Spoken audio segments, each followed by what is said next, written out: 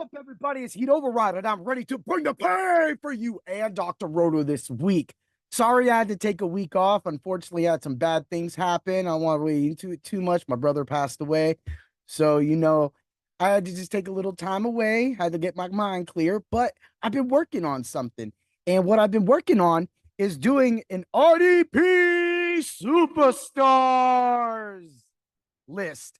And this is going to be the top 5 at all 5 positions in the NFL this year for the 2023. And this is going to be your standard IDP scoring, a point a tackle, half point for a half tackle, so on and so forth from there. Now, I decided to throw this list together because I wanted to highlight a lot of these players. And there's a couple players on here that I wanted to take a look at just a little bit and explain why do they score so much and talk about how did that person actually end up there when he wasn't even a starter? We'll get to that. So again, this is get over to Dr. Roto right now. There is baseball content, college basketball content going on right now. I mean, it's March, right? You ready for March Madness, right? The guys at the one and done got you. And right now with hockey going off right now, I mean, you have so many different avenues in this what's semi off season, but a lot of people are getting ready for their dynasty leagues. I'm getting ready to have my baseball draft here in the next day or two. So that's huge for a lot of people like us. And going forward, that's where we want to put it all. So this is a football podcast, of course. So let's get to it. All right. So under the standards IDP scoring system, on my model, DeForest Buckner was number 1 with 119 points, and his points per game were 7. Number 2 was Derek Brown for the Carolina Panthers, just in case any of you guys need to go, or if he's still for the Carolina. I mean, with free agency about to amp up and all these trades are about to happen. Of course, we're looking at last season and where they could go from there.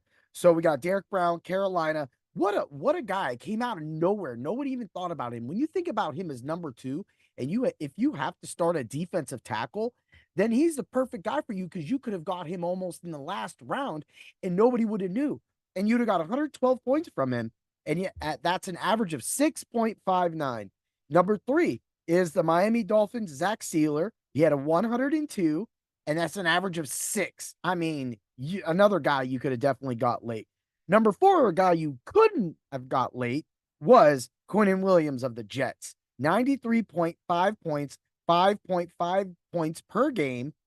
And number 5, Christian Barmore of the New England Patriots.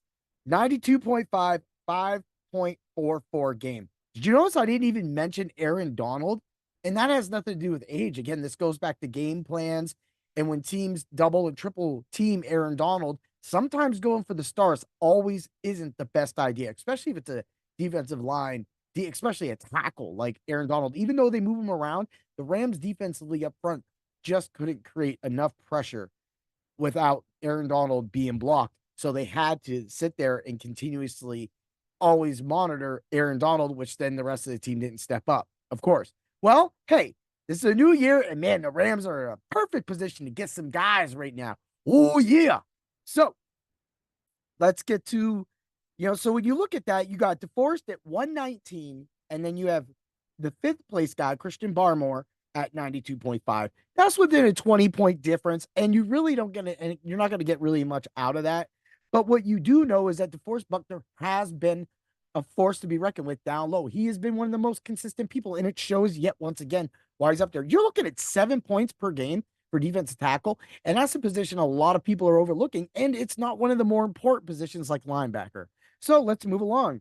Defensive end. I mean, you already know it. It's the Steelers' TJ Watt. Bang, 155. Woo-hoo-hoo-hoo. Average of 9.12 points per game.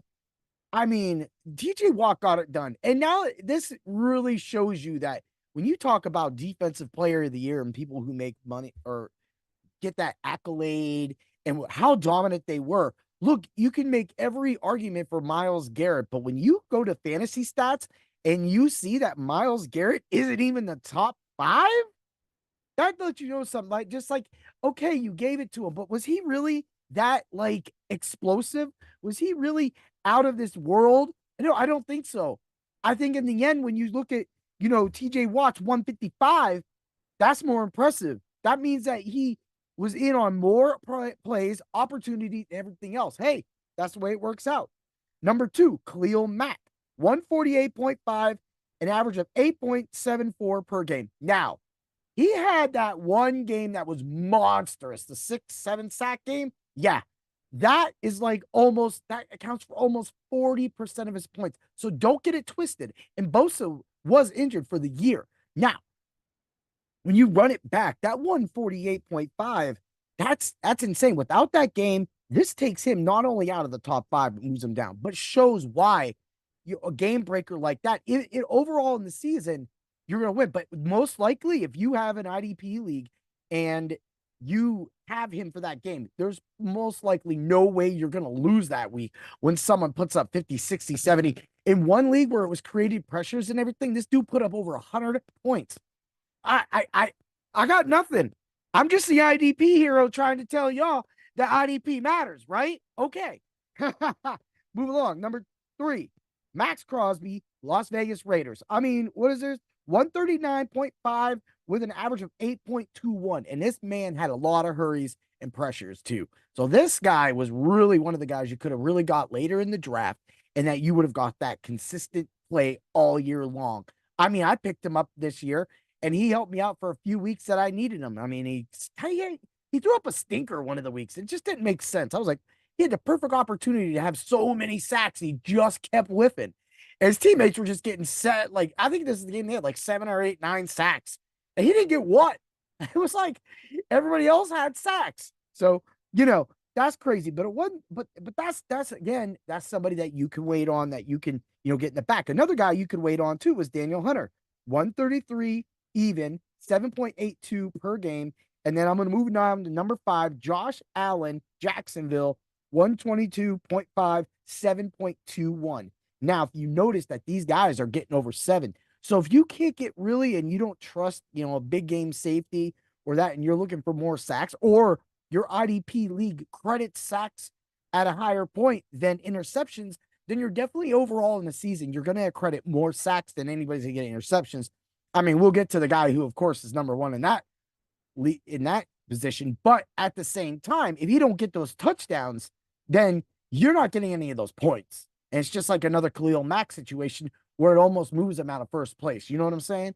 So that gives you guys, I mean, these guys right here are going to be high targets next year. So that's why I'm putting out this podcast right now before the draft. So you can see where these players go. If they get traded, then you get the draft picks, right? And if you get some, guys that come in that could do some damage, like, you get a Chop Robinson as a backup to say, let's Josh Allen.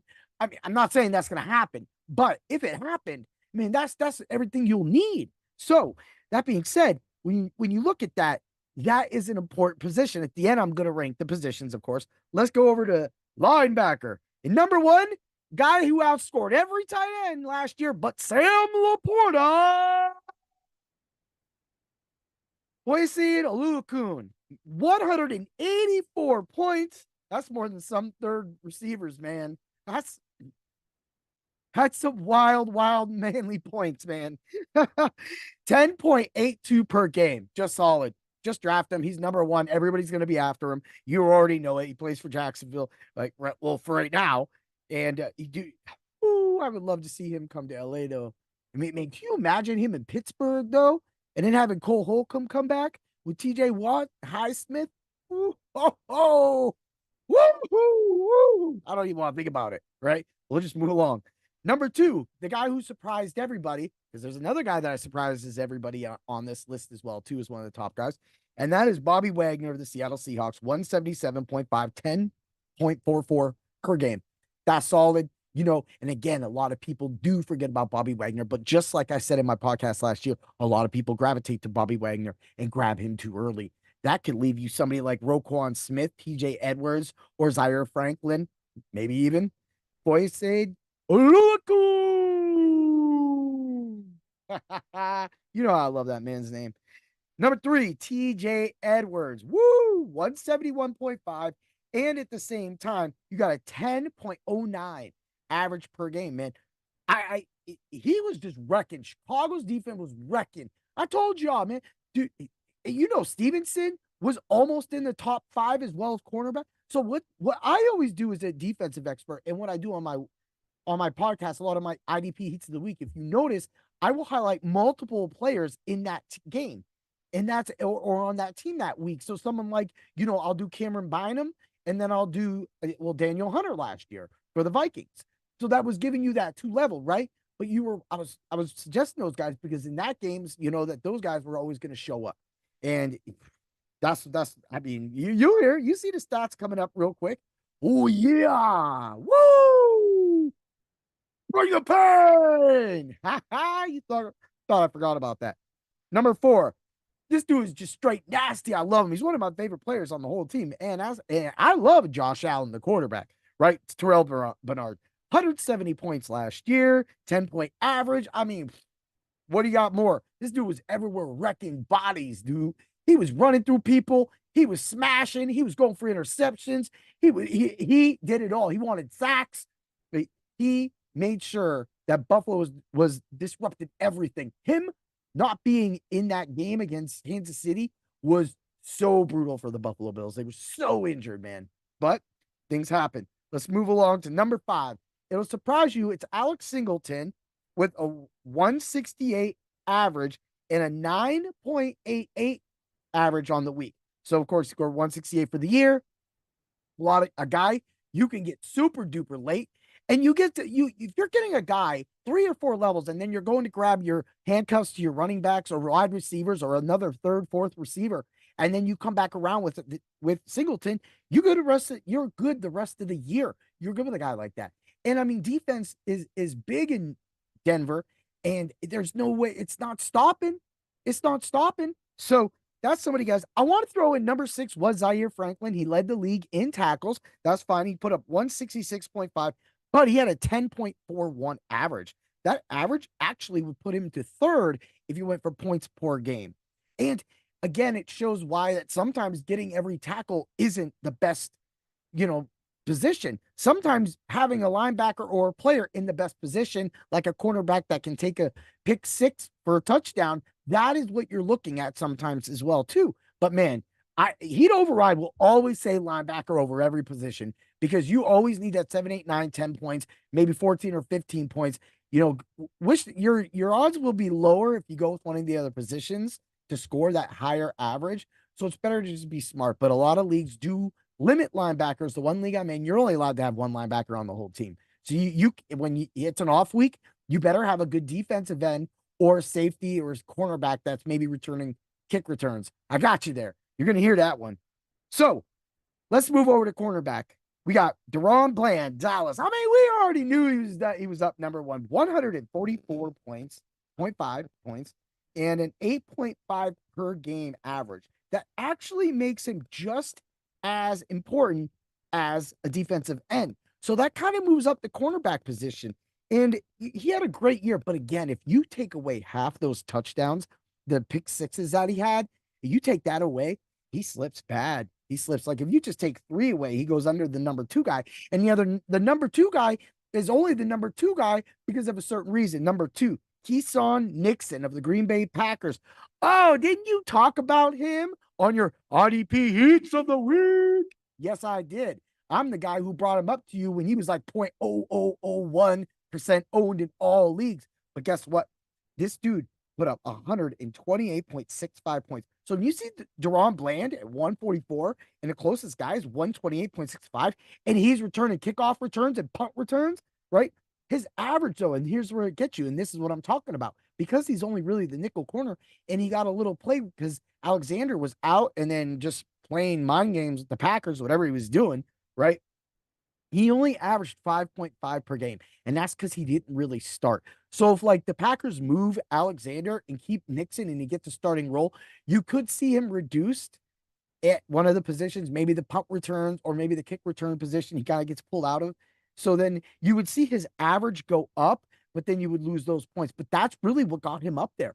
All those kick return yards and all those punt return yards that was credited in my league, I should have said, and on my model it equated to being better than some of the best corners in the game. People are going to say L'Jarius Sneed. No, when it comes to fantasy football, it's somebody like Keyshawn Nixon, right? Number 3, Josh Metellus, Minnesota Vikings. Dude, 127.5. So Nixon barely beat him out. 7.5 per game. Again, you see the difference. You get a better average. But again, if Nixon steps in and can retain one of those, you'll be all right. So we'll flip it up. Metellus, again, was part of a Vikings defense that didn't really play good. So there was just a lot of points and a lot of tackles to go around. So everybody was just getting their points off. I mean, Daniel Hunter had a heck of a year, and hardly anybody even thought he was going to do as many sacks as he did. But, so that is what, again, when you take teams, you look at certain levels, you got a hero like, well, I mean, he's gone now, but you had Hunter, and then you have a guy that I'm going to get to. Oh, I already said his name is Cameron Bynum, but then you also have Metellus on the side. I mean, that's points, people. That's points. And if you have a league where you just stack all 3 of those guys, maybe, and then just go with a stronger defense, you're good. So let's move along. Number 4, my dude, Kenny Moore the second. Oh, yeah. Dude, 120.5, 7.53. I think people forgot how dominant Moore was. And it can be when he plays a full season solid and gets it starts and plays in there. That's my guy, man. He's on my dynasty league, and that man gets to start every year, every day. He has more starts than anybody other than like maybe Jalen Ramsey. And Jalen Ramsey was hurt. So it was more most of the year. But, that's being an IDP guy. I always have guys that when people are off and things like that. But that team is awesome. So that's, again, he is a solid play. And again, you're going to get him late because people forget. Again, well, now he's in the top 5. He will be highlighted because, and no matter what model anybody uses, it's still going to pop up a lot of stats. But again, when you have EJ Speed running around like a madman, and you got Zaire Franklin, right? And then you have Buckner down low, and you got Moore. I mean, yeah, you good. You're good. Number 5, Javarius Ward, San Francisco. What a great year. 114 points, 6.7 average. I mean, woo! Isn't that awesome? I mean, San Francisco plays a hard defense, and Ward was part of that. He's a great tackling corner, and it shows again why, these guys step up. But when you get to 6.7 points, then you might want to take somebody like a defensive end. Like I would take Josh Allen, the defensive end, of course, over Javarius Ward. But I wouldn't take Josh Allen over someone like Kenny Moore the second, because it's going to be even right there. The sacks, but then the tackles will end up paying off because of that. But Kenny Moore could slip a little bit, and Josh Allen could be another dominant force. And if he gets a 15, 16 sack season, that's too many points to give up. So again, you really have to look at where you're at and who's available in your drafts. Because if you're having a dynasty draft right now, and then you're going to have the rookie draft after that, then these are guys you're going to want to target. Let's move along. Safety. Antoine Winfield Jr., 164.5 for the year, 9 points per game. That's a hell of a game. And nobody thought he would be number 1. Guess what? He was. And now you get this point where, if this whole Baker Mayfield thing doesn't work out, Tampa Bay is going to need a quarterback. If they don't get a good quarterback, a solid quarterback, next thing you know, I mean, Carson Wentz could probably go there. if Mayfield leaves, whatever. But when you look at that, he's going to always be in on every play. He's just as dominant as anybody else, and he's always back there to make an interception, and he wants to take it the distance. I mean, he's number 1 for the reason, and he's somebody last year that you could have got late in your drafts. I mean, I don't want to keep beating that up. But number 2, Jesse Bates III, another guy, 162 with a 9.53 average. He had a stellar year. Atlanta has a good defense, a good solid defense. And that's why taking a safety from Atlanta is perfect. And he's definitely going to be playing up to the level this year. And with a whole new with a new head coach, finally, we get to see the superstars. So that could lead to more turnovers because teams will be throwing more, maybe behind with Atlanta, or maybe Atlanta will be a little more aggressive this year. So let's see what works out for them. Number 3, Cameron Bynum. Talked about them all, right? Why did I talk about 138? And that's an 8.12 average. Now, rewind that. Number 2 is 162. Number 3 is 138. That's a massive, massive difference. So yes, defensive schemes make a difference, and opportunity for tackle makes a difference too. I talk about the opportunity for tackle so much because that falls into how the percentage of plays that the teams play over the middle, where your guy is standing, if he's the right outside at the time, if he's edge rushing, if he's going to be locked up where he's got to, bump the tight end, or if he's going to be in the middle, like Franklin. That's big for you. Number 4, Julian Love, Seattle Seahawks, 136.5, 8.03 average. Let's round out number 5, Derwin James Jr., 132.5, 8.28 average. Of course, the difference is sometimes with those could come with that they played more games or less games, and I could get it. But Derwin James is one of the best safeties in the league, too, that everybody forgot about. He was on the waiver wire out there, and he was like around 20-30% at the half the time. He got up there near the end when he came back and people could trust him. And the Chargers defense was on the field the entire game practically because, that offense sucked. So, I mean, I'm not going to say anything, but, I don't want to stick it to him. Let's just stop. I'm done with that stick name, man. So, this is going to lead to the first ever Painbringers All IDP Defensive Team. Ooh, yeah. Each level gets a hero. It's number 1 in each position. Unless I feel somebody had a better, you're not going to see me moving TJ Watt out for Myles Garrett. Sorry. I mean, I can understand if I moved out Aaron Donald for somebody, but I'm not doing it. Number 1 of the All IDP team is DeForest Buckner. Congratulations, DeForest. You can pick up your award at drroto.com. You can email us at any time, ask for Heat Override, and I will tell you what your award is. It's most likely a Bring the Pain sticker. But if you want a cool Bring the Pain sticker, you might want that. You are number 1, buddy. Congratulations. Woo! Uh-oh. I hit my thing. All right, I'm back. Sorry about that with the people in the video and all that stuff. Sometimes I get a little crazy and I break things with my energy. Oh, yeah. Defensive end. Oh, IDP. TJ Watt of the Pittsburgh Steelers, man. Number 1, man. Ain't no way, no thing. You got a chance to get Watt. You can get one of those top 5 linebackers, and you can get TJ Watt. You most likely have a chance to win your IDP fantasy football league, or your defensive, your dynasty leagues, or your best ball leagues that allow IDP players. Yeah. Let's move along. Linebacker. What is it? Oh, yeah. Man, dude gets it. He gets it. He's number 1 player all time. Bro out here shutting down, man, shutting the whole offense down. And then he's scoring more points than the defensive players, making people like Travis Kelce look bad. He had more points than Travis Kelce in my league. How is that possible? It's possible because IDP matters. All right, I'm going crazy with the echo. Let's go. Cornerback, DaRon Bland. After the year he had, he more than well deserves an IDP All-Team Award of the Painbringer United. Welcome to Planet Painbringer, DaRon Bland.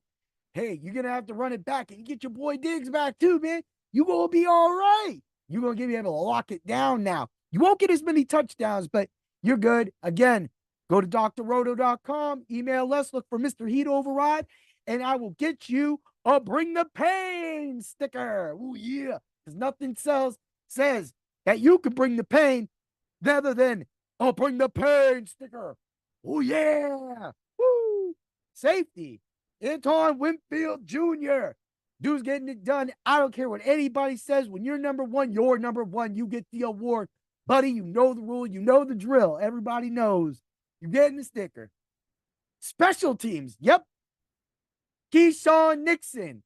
So what I just did to you right there was I gave you, if you actually play in a league that has all 5 positions and you miss out on Bland because people met out, you can put Nixon in there if his role remains the same, and you can have a chance at having one of the best IDTB plays of the year.